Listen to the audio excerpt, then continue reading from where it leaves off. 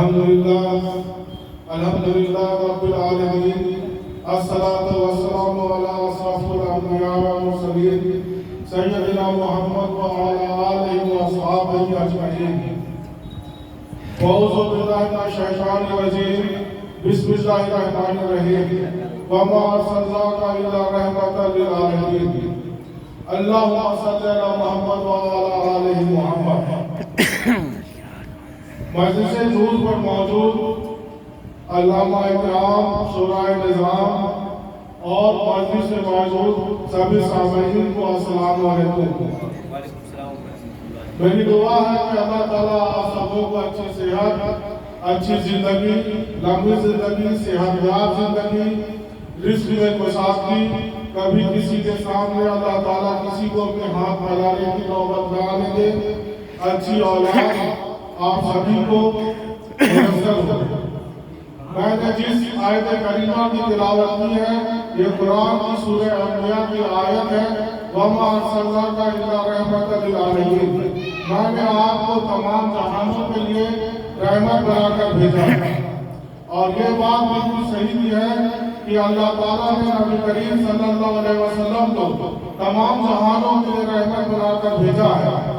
اس سے پہلے آپ نبی کریم کے مبعوث ہونے سے پہلے کی دنیا دیکھیں گے تو پوری طرح انکار میں ڈوبی ہوئی دنیا تھی۔ ظلم و ستم، زیادتی، طاقتور کا کمزور کو دبانا، امیر کو غریب کو دبانا، یتیم کا مال ہڑپ لینا، بیواؤں پر ظلم کرنا، یہ زندگی بچیوں کو زندہ دفن کر دینا، یہ عام بات تھی۔ لیکن جب نبی کریم صلی اللہ علیہ وسلم کو اللہ تعالیٰ نے اس دنیا میں بھیجا تو نبی یہ ساری چیزیں دنیا سے دھیرے دھیرے ختم ہو گئی اور دنیا میں نور ہی نور چھا گیا۔ آج بھی جو آپ ہم ترقی اس دنیا میں دیکھتے ہیں یہ نبی کریم صلی اللہ علیہ وسلم کے آنے کے بعد ہی اس دنیا میں آئی ہے۔ اس سے پہلے دنیا میں کچھ بھی نہیں تھا، نہ یہ لائٹیں تھی، نہ یہ موٹر گاڑیاں تھی، نہ یہ جہاز سے، نہ راکٹ سے، کچھ بھی نہیں تھا۔ دنیا ایک جاہلیت کی زندگی گزار رہی تھی، لیکن جب نبی کریم صلی اللہ علیہ وسلم کو اللہ تعالیٰ نے اس دنیا میں بھیجا تو اس دنیا کو پوری طرح سے روشن کر دیا۔ آج جو آیت کریمہ ہے وَمَا أَرْسَلْنَاكَ إِلَّا رَحْمَةً لِلْعَالَمِينَ، رحمت ایک عربی کا لفظ ہے۔ اس کا جب ہم اردو اور ہندی میں ترجمہ دیکھیں گے اس کا مطلب ہوتا ہے کسی پر احسان کرنا۔ اور نبی کریم صلی اللہ علیہ وسلم کو اللہ نے دنیا میں بھیج کر ہم سبھی لوگوں پر احسان کیا ہے۔ جو آج ہم آزادی کی زندگی جی رہے ہیں یہ نبی کریم صلی اللہ علیہ وسلم کا یہ احسان اپنے قوتی پر ہی نہیں ساری دنیا کے اوپر ہے۔ آج ان کا احسان مسلمانوں پر بھی نہیں کافروں کے اوپر بھی ہے۔ جب نبی کریم صلی اللہ علیہ وسلم ایک بار طائف شہر جو مکہ کے پاس میں ہے وہاں دعوتوں اور تبلیغ کے لیے گئے تو طائف کے لوگوں نے ان کو اتنا پتھر مارا کہ نبی کریم صلی اللہ علیہ وسلم لہولہان ہو گئے، اور اس وقت جبرائیل علیہ السلام نے آ کر نبی کریم سے کہا وہ طائف جو پہاڑوں کے بیچ میں بسا ہوا شہر ہے، اگر آپ کہیں تو میں تو پہاڑوں سے ان لوگوں کو کچل کر ختم کر دوں، لیکن نبی کریم صلی اللہ علیہ وسلم نے کہا کہ نہیں، میں کسی سے یہ بددعا کرنے کے لیے اس دنیا میں نہیں آیا ہوں بلکہ لوگوں کے اصلاح کے لیے آیا ہوں۔ میں کسی کے لیے بددعا نہیں کروں گا۔ آج ان کو کل ان کی اولادیں ہمارے دعوت کو ضرور قبول کریں گی، ایک نہ ایک ایمان کو ضرور داخل ہوگا۔ آج سے نبی کریم صلی اللہ علیہ وسلم کے پہلے کا زمانہ آپ دیکھیں گے کہ جب کوئی امت کسی انبیاء کے باتوں کو نہیں سنتی تھی، ان کو جھٹلاتی تھی، ہزار بار کہنے کے بعد بھی اللہ کے وعدانیت کو نہیں مانتی تھی اور اللہ کے وعدے نہیں کرتی تھی تو اللہ تعالیٰ ان لوگوں کو صفائی ہستی سے ہی ختم کر دیتے تھے۔ نوح علیہ السلام کی امت کا واقعہ آپ کو معلوم ہے کہ 900 سال تک نوح علیہ السلام دعوت اور تبلیغ ان کے بیچ میں کرتے رہے، لیکن انہوں نے اللہ کو نہیں مانا تو اللہ نے ایسی بارش کی کہ ایسا سیلاب آیا کہ جو لوگ کشتی میں سوار تھے وہ لوگ بچے باقی سب کے سب اس سیلاب میں غرق ہو کے ڈوب گئے، مر گئے۔ آج کوئی امت گدھے میں تبدیل ہو جاتا تھا، کوئی بندر بن جاتا تھا، لیکن جب سے نبی کریم صلی اللہ علیہ وسلم اس دنیا میں آئے ہیں نبی کریم اس طرح کے عذاب کو اللہ نے اس دنیا میں بھیجنا ہی بند کر دیا ہے۔ یہ ان کے رحمت للعالمین ہونے کا سب سے بڑا ثبوت ہے۔ آپ آج نبی کریم صلی اللہ علیہ وسلم سے پہلے آپ عورتوں کا حال دیکھ لیجیے، بیواؤں میں کوئی عزت نہیں ہوتی تھی، ان کو سماج میں کوئی احترام نہیں ملتا تھا۔ آپ ہندوستان کا اتہاس آپ دیکھیں گے، ادھر کوئی شوہری نکاح کر جاتا تھا کافروں کے یہاں تو ان کی بیویوں کو ان کے چتا کے ساتھ زندہ جلا دیا جاتا تھا، اور انگریزوں نے قانون بنا کر اس پرتھا کو ختم کیا۔ لیکن ابھی قریب کی پہلی شادی آپ دیکھیں گے، ایک بیوہ سے جو ان کے عمر میں بھی بڑی تھی، انہوں نے کم عمری ہوتے ہوئے بھی ایک بیوہ سے زیادہ ان کے عورت سے شادی کر کے یہ احترام ان بیواؤں کو پورے سماج میں دلایا۔ یہ بیوہ بھی کسی سے کم نہیں ہے۔ آپ بیٹیوں کا حال دیکھ لیجیے، اس وقت مکہ میں زندگی لڑکیوں کو دفن کر دینا ایک عام بات تھی، اس ٹائم تو الٹراساؤنڈ وغیرہ نہیں تھا۔ آج بھی کچھ لوگ ابو لہب ایسے اس دنیا میں موجود ہیں جو بیٹیوں کو بہت سمجھتے ہیں، لیکن نبی کریم صلی اللہ علیہ وسلم جب اس دنیا میں آئے تو انہوں نے بیٹیوں کو وہ مقام دلایا۔ آج کوئی بھی باپ اپنے بیٹیوں کو زندہ دفن کرنے کے بارے میں نہیں سوچتا ہے۔ ابو لہب جیسے لوگ سوچتے تھے کہ دنیا میں جو خاندان چلتا ہے وہ صرف بیٹیوں کے بدولت چلتا ہے۔ ایک مکہ ایک حضور کے گھر کا واقعہ ہے، ایک دل چیر دینے والا، دل بہلا دینے والا واقعہ ہے کہ جب ہم لوگ نماز میں سب سے جو چھوٹی سورت ہوتی ہے کوشش کرتے ہیں اس کی تلاوت کریں، سب سے چھوٹی سورت کون سی ہے؟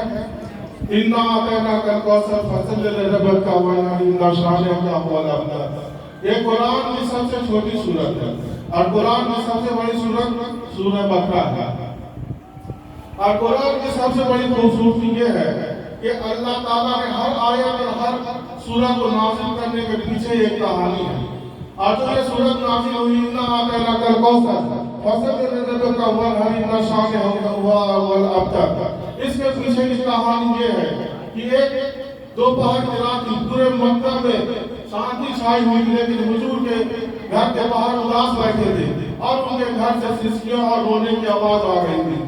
حضور کے بیٹے عبداللہ اللہ کو پیارے ہو گئے تھے، حضور غم زدہ بیٹھے ہوئے تھے اور دیوار کے پیچھے ابو لہب کان لگا کر سن رہا تھا، اور جیسے جیسے رونے اور سسکیوں کی آواز بڑھ رہی تھی، اس کے کہکہے اور ہنسنے کی آوازیں بڑھتی جا رہی تھی۔ وہ چیز جب اسے کنفرم ہو گیا کہ حضور کے بیٹے عبداللہ کا انتقال ہو گیا ہے تو اس نے کہا لگانا شروع کیا، بطیرہ محمد بطیرہ محمد، مطلب محمد کی نسل کٹ گئی، اب اس کا نام لینے والا اس دنیا میں کوئی نہیں رہے گا۔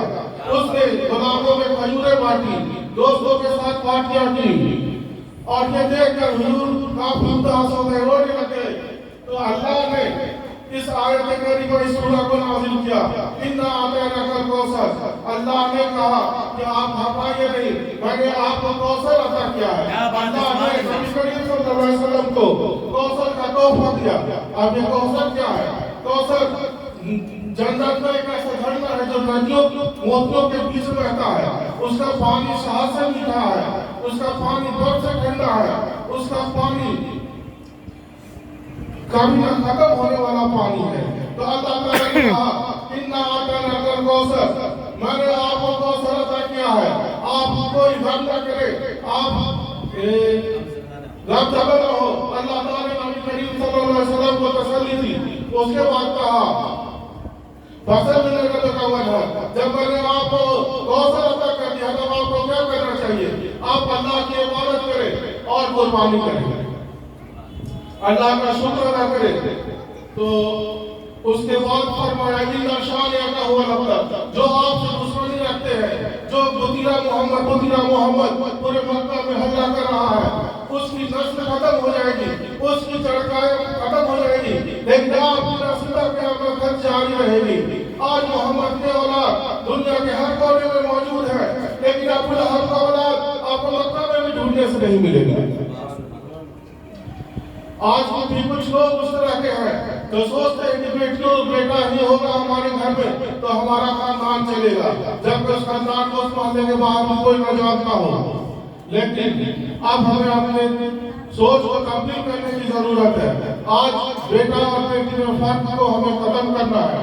آج جب نبی کریم صلی اللہ علیہ وسلم کا احسان انسانوں پر ہی نہیں شیاطینوں پر بھی ہے، جب اذان پڑھنے کے ٹائم ہوا کرتی تھی تو اذان کی آواز سن کے شیطان بھاگتا ہے تو اس ٹائم فرشتے کیا کرتے تھے، ان کو دوڑا کر پیٹا کرتے تھے. لیکن جب نبی کریم صلی اللہ علیہ وسلم دنیا میں آئے تو شیطان نے آ کے ان سے گزارش کی کہ جب ہم لوگ اذان کی آواز سن کر بھاگتے ہی ہیں تو ہمیں پیٹا کیوں جاتا ہے. تو نبی کریم نے فرشتوں سے کہا کہ آج سے ان کو پیٹنا بند کر دو. تو ان کا احسان انسانوں پر ہی نہیں شیاطینوں پر ہے. آج ان کے آنے سے اس دنیا میں نور ہی نور پھیل گیا، لیکن آج کیا ہو رہا ہے، جو ان کے ہی امتی ہے وہ اندھیرے کی طرف بڑھتے جا رہے ہیں. آج مسلمانوں کی گنتی اس دنیا میں کہیں کی نہیں، نہ ہم 3 مہینہ 13 میں ہیں. آج ہم دنیا میں کس لیے آئے ہیں، کس لیے جی رہے ہیں، ہمیں مر کے کہاں جانا ہے، یہ سب غور و فکر دنیا میں ختم ہو گئی ہے. نہ ہم دنیا کے لائق رہے ہیں، نہ دین کے لائق رہے ہیں. دونوں میں سے کسی بھی چیز کو ٹھیک سے ہم نے اپنایا نہیں. نہ دنیا کی تعلیم پہ دھیان دی، نہ دین کے تعلیم پہ دھیان دی. نہ دنیا آج جو دور ہے وہ پیسے اور نالج کا ہے. آج مسلمان سب سے زیادہ غریب اور ان پڑھ لوگ مسلمان نہیں پائے جائیں گے. آج ہمیں ایک سب جٹ کے ایک جگہ بیٹھ کے ضرورت ہے کہ ہم لوگ یہ کوشش کریں کہ اپنے قوم کو کس طرح پڑھایا لکھایا جائے، اچھے سے اچھے پوسٹ پر کس طرح انہیں پہنچایا جائے، اچھے سے اچھا بزنس کو کیسے کرے، ایک قابل انسان بن کر اس دیش اور قوم کی خدمت کیسے کرے. یہ آج ہم سبھی لوگوں کو سوچنے کی ضرورت ہے. آج پڑھے لکھے لوگ بھی ہمارے نوجوان ایک اچھے مقام پہ نہیں پہنچ پاتے ہیں. اس سے بھی ماں باپ کا حوصلہ کمزور ہوتا ہے اور وہ پڑھانے لکھانے پہ دھیان نہیں دے پاتے. سارے قوم کو اس وقت بیٹھ کے سوچنے کی ضرورت ہے کہ ہم ایسا کیا کریں کہ ہمارے بچے اونچے سے اونچے مقام پر پہنچے. میں انہی باتوں کے ساتھ اپنے باتوں کو ختم کرنا چاہتا ہوں. آپ دعوانا الحمدللہ رب العالمین.